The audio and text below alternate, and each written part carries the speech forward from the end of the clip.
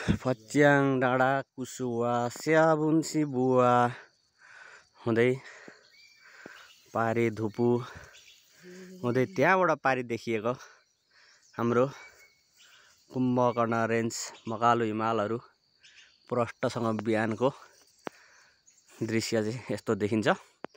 यो चाहिँ ठ्याक्कै हामी जन्मेको जन्मघरबाट देखिने दृश्य हो।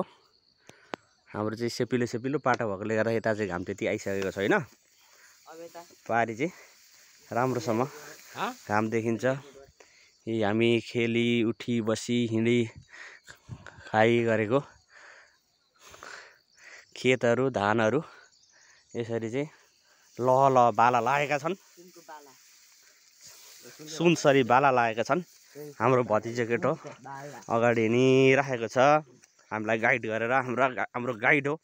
अहिले बाटाहरू लगभग नामो निशान मेटिसकेको छ। टुक्रे बाटाहरू भित्री बाटाहरू यसलाई टुक्रे बाटाहरू साना बाटाहरूलाई चाहिँ मूल बाटो अथवा सडकको पहुँचले रिप्लेस गरिसकेको अवस्था रहेछ। त्यस कारणले गर्दाखेरि सडकको बाटो त सबैतिर पुग्ने कुरो भएन। मूल सडक एउटा हुन्छ। टुक्रे बाटाहरू हराएको अवस्था। हामी चाहिँ खेतको आली धान पन्साउँदै हिँडिराखेको अवस्था छ। शीत एकदमै शीत बिहानीको शीत धान र घाँसमा रहेको शीत अलिअलि कुरोहरू चाहिँ हामीसँग पौठे जोरी खेलिराखेको अवस्था छ।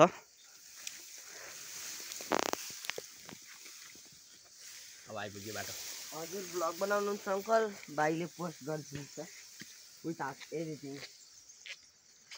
बनाउनु। यहाँ चाहिँ हाम्रो छिमेकी हामी थापा काका भन्थ्यौँ। उहाँहरूको घर हो।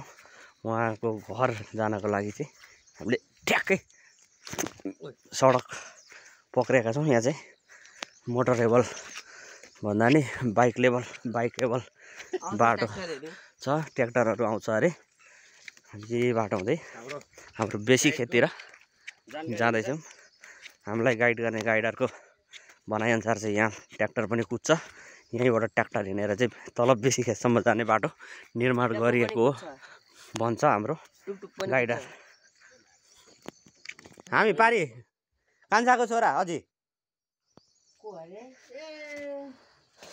त्यहाँ भक्तेको भाइहरू अरे भक्तेको भाइहरू अरे काइला लिम्बूहरूले घर किनेको छ नि। कान्छाको छोरा भन्नु न। कान्छाको गोरीगाउँ कान्छा दाइको छोराहरू।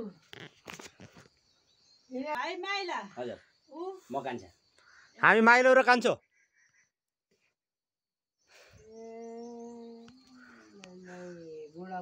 अनि कहाँ हामी बेसी हिँडेको यो बाटो हिँडेको कस्तो छ बाटो अब।